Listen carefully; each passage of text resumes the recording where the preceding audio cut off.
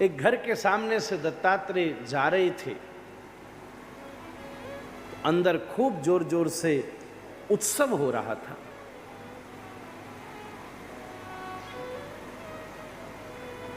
तो दत्तात्रेय बाहर खड़े हो गए, देखें क्या उत्सव हो रहा है। कुछ लोग अंदर से निकले तो उनसे पूछ लिया क्या हो रहा है अंदर। अतिथियों ने बताया अंदर एक बड़ी सुंदर कन्या का जन्म हुआ है। दत्तात्रेय बड़े प्रसन्न हुए, कन्या घर में लक्ष्मी आ गई, वाह। लगभग रोज उस घर से जाते थे और उनके हृदय में उन्होंने पहली बार कन्या के जन्म का उत्सव देखा था। इसलिए जब भी वो उस मार्ग से जाते और वो घर बीच में पड़ता तो बाहर खड़े होकर के 2 क्षण रुकते और वहीं से खड़े खड़े आशीर्वाद देते, यह प्रभु इस कन्या को खूब सुमति देना, सौभाग्य देना, सुख देना, श्रेय देना, खूब आशीर्वाद देते। तो कन्या भी बड़ी संस्कारी थी, महात्मा को जाते देखकर सदा प्रणाम करती। एक प्रकार से पिता जैसा ही भाव दत्तात्रेय का उस कन्या के प्रति हो गया था।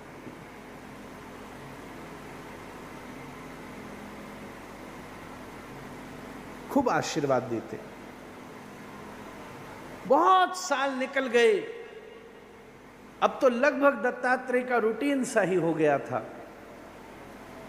अब तो कई बार 1-2 बार जाते समय मानो किसी दूसरी जगह से जा रहे हों, वो मार्ग न भी हो जहां घर आने वाला हो, तो दत्तात्रेय स्वयं घूमकर चले जाते। किसी को बाल्यकाल से देखा हो तो उसके प्रति स्वाभाविक रूप से बड़ी श्रद्धा, बड़ा मोह हो जाता। परिचित की बात तो छोड़ो, किसी अपरिचित को भी देखा हो तो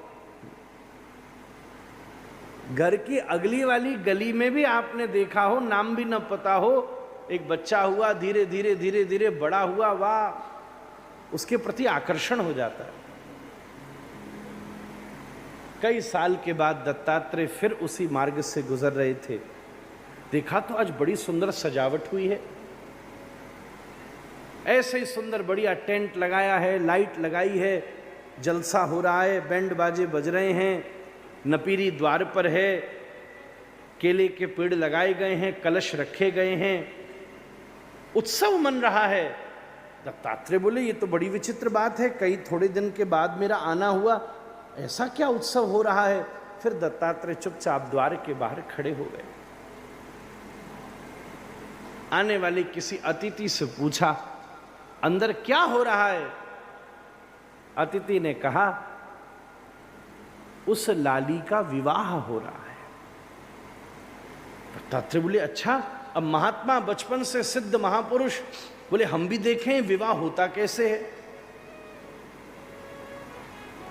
घर बड़ा संस्कारी था, संतों का बड़ा सम्मान करता था। कम से कम ऐसा घर तो होना ही चाहिए जहां किसी महापुरुष के सम्मान में कोई कमी न हो सके। कुछ न मांगने वाले कबीर ने कम से कम इतनी मांग तो की ही है, दाता इतना दीजिए जामे कुटुंब समाए, मैं भी भूखा ना रहूं। अगली लाइन समझदारी की है, साधु न भूखा जाए। इतना तो हो कि द्वार पर कोई साधु आ जाए तो उसकी सेवा भी हो।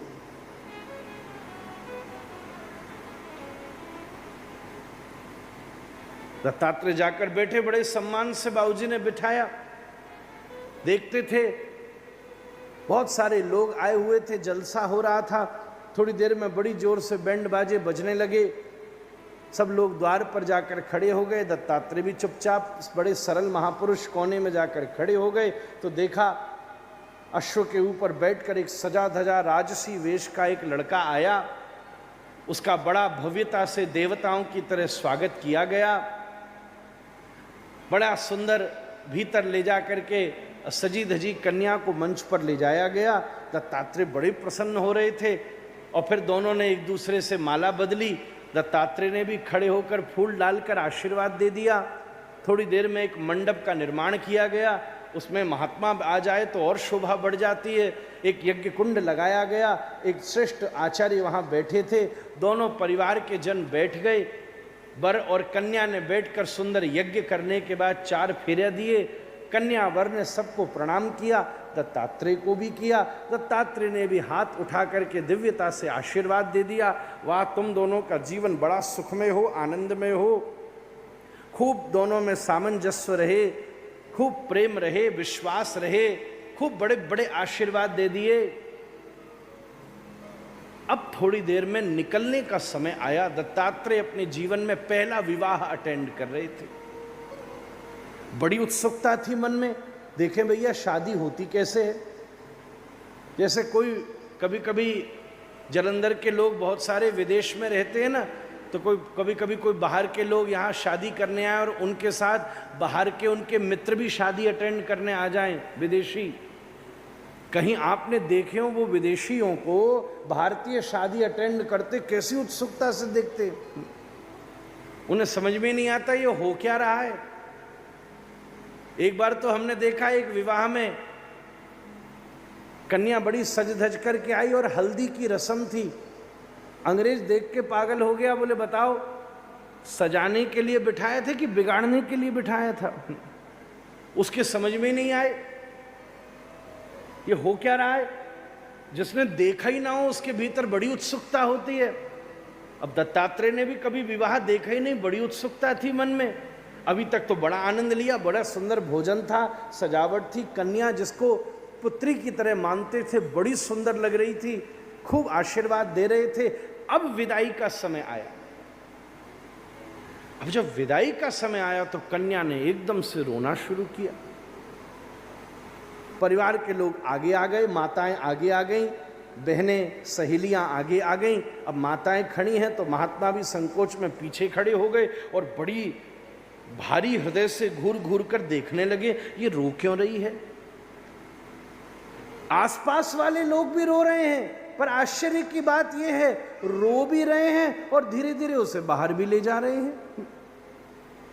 अच्छा, वो बार बार लौट करके भी आ रही है, रो रही है, फिर बाहर बढ़ रही है, फिर रो रही है, फिर बाहर बढ़ रही है। दत्तात्रेय बोले तो बड़ा विचित्र नाटक चल रहा है। एक तरफ वाले रो रहे हैं, एक तरफ वाले बड़े आनंद से हंस रहे हैं, तो बड़ी विचित्र बात है। दत्तात्रेय तुरंत माताओं से निकलते हुए आगे जाकर के खड़े हो गए। एक तरफ वर पक्ष खड़ा था, एक तरफ कन्या पक्ष खड़े थे। ठीक बीच में कन्या खड़ी थी, दत्तात्रेय उसके सामने खड़े थे।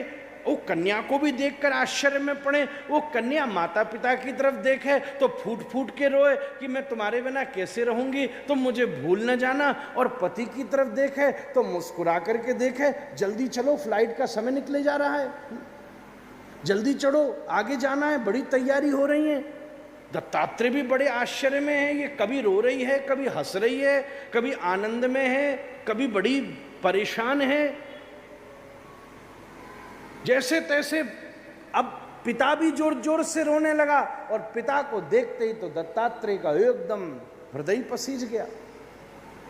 जैसे ही पालकी में कन्या को बिठाया, दत्तात्रेय हाथ फैला करके खड़े हो गए, नहीं जाने दूंगा। पिता एकदम आगे लेकर के बढ़ करके आया, महाराज जी प्रणाम, क्या करते हो, हट जाइए, मुहूर्त निकले जा रहा है, समय दिया है पंडित जी ने, विदाई का समय है। दत्तात्रेय ने तो एकदम दांतों तले उंगली दबा ली, ये तो विचित्र बात हो गई। जब जाने दीजिए, मुहूर्त है, भेजना भी है, तो फिर गला फाड़ के रोका को रहा है, रो भी रहा है, चिल्ला भी रहा है और जाने भी दीजिए। अरे जाने वाली है, मेरी बेटिया है, कन्या है, जब तक मैं उससे बात न कर लूं आज जाने नहीं दूंगा। बड़ी विचित्र परिस्थिति बन गई। वर पक्ष वाले लोग भी देखने लगे, ये कौन है, इनसे तो आपने कभी मिलाया नहीं था। अब कन्या पक्ष वाले कुछ बड़े बूढ़े, उन्हें बड़ा अपमान लगने लगा, ये क्या हो रहा है। पर कन्या जानती थी महात्मा को, तुरंत पालकी से हाथ जोड़कर गुरु भाव से उन्हें प्रणाम किया। बिटिया तू इनमें से किसी को जानती है? बोले मैं तो किसी को नहीं जानती गुरुजी, अभी केवल थोड़ा बहुत ये अपने पति से मिली थी और आज पूरे रिश्तेदारों से मिली हूं। अभी 3 घंटे पहले भेंट हुई है, बढ़िया सुंदर मैंने यज्ञ करके आहुति दे करके फेरे डाले हैं, और अब पता चला है कि ये इनकी बुआ जी हैं, ये चाची जी हैं, ये मौसी हैं, ये व्यापार के सहयोगी हैं, ये इधर उधर के नातेदार हैं, रिश्तेदार हैं, परिवार हैं, मित्र हैं, परिचित लोग हैं। अभी अभी मुझे पता चला है इन सब का। दत्तात्रेय के तो आश्चर्य की सीमा नहीं रही। बोले जब तो इनमें से किसी को जानती नहीं है तो इन अपरिचित लोगों में कहां चली जा रही है? जब जानती नहीं है तो जा कहां रही है? तो कन्या एकदम मुस्कुराकर पति की तरफ देख करके बोली, बोले पति के घर जा रही हूं। तो पति के घर जाने की क्या आवश्यकता है, तू अपने घर ही रहे। तो तुरंत कन्या बोली, अब तो अपना घर तो मेरा पति का ही घर अपना घर है। दत्तात्रेय बोले क्या बोला तेने? कल तक तो तूने ये बात नहीं कही थी, 3 घंटे से पहले तो तूने कुछ ऐसा कहा नहीं था कि ये पति का घर अपना घर है। ये 3 घंटे में ऐसे कौन से फेरा लगा दिए? 3 घंटे में तेरी कौन सी ऐसी मति बदल गई, गति बदल गई, वृत्ति बदल गई, विचार बदल गए, सोच बदल गई, तेरी स्थिति बदल गई कि एक क्षण में तूने अपरिचितों को अपना मान लिया? और जिस मां ने 9 महीने तक पेट में रखा और जिस पिता ने 20 वर्ष तक परिश्रम करके पाल पोस करके तुझे बड़ा किया, तूने केवल 3 घंटे में कह दिया अब ये तो मायका, ये तो पराया घर है, अब तो मैं पति के घर जा करके ही रहूंगी। बोले महाराज ऐसा ही होता है, अब तो वही मेरा घर है, ये कोई अच्छा लगेगा अब मैं विवाह के बाद यहां रहूंगी तो? ओहो, दत्तात्रेय तो आश्चर्य में पड़ गए। बोले आज बात बदल गई, अभी तक तो मैं गुरु था और तुझे अपनी पुत्री जैसा मानता था, पर आज दत्तात्रेय उस कन्या के सामने दंडवत प्रणाम करते हैं। आज बात बदल गई, आज तो मैं तुझे अपना गुरु स्वीकार करता हूं, तू गुरु है और मैं तेरा शिष्य, मैंने तुझसे सीख लिया। सब लोग असहज हो गए। बोले महात्मा को क्या हो गया, ये इतनी जोर से इतने भावुक क्यों हो गए? दत्तात्रेय बोले जो आज मैंने तुझसे सीखा ये सारे शास्त्रों का सार है, सारे ज्ञान का सार है, सारे सन्यास बैराग और भक्ति का सार है। अरे इस पूरी दुनिया में व्यक्ति को भी कुंवारी कन्या की तरह ही रहना चाहिए। जैसे कन्या अपने घर में रहती है, अच्छे से रहती है, पर कभी न कभी बाल्यावस्था से ही उसको थोड़ी थोड़ी माँ ट्रेनिंग कराती रहती है। हाँ, अगर कभी किसी दिन ब्याह में करके जाएगी तो थोड़ा बहुत तो तुझे आना चाहिए, ये तो थोड़ा बहुत सीख ले, ऐसे इसको व्यवहार करते हैं, ऐसे। I am not saying that this is the goal of life, पर फिर भी एक जीवन की रियलिटी तो है ही है ना। अगर जीवन में आपको किसी देश में जाकर के बसना है तो वहाँ के रहन सहन तो आना ही पड़ेगा ना। तो अगर जीवन में कभी भी विवाह हुआ तो कम से कम उसके विषय में व्यक्ति को ज्ञान तो होना चाहिए, नहीं तो मूर्खता हो जाएगी। उद्देश्य नहीं है जीवन का, पर एक आवश्यक घटना तो है ना, होना तो है ही है ना।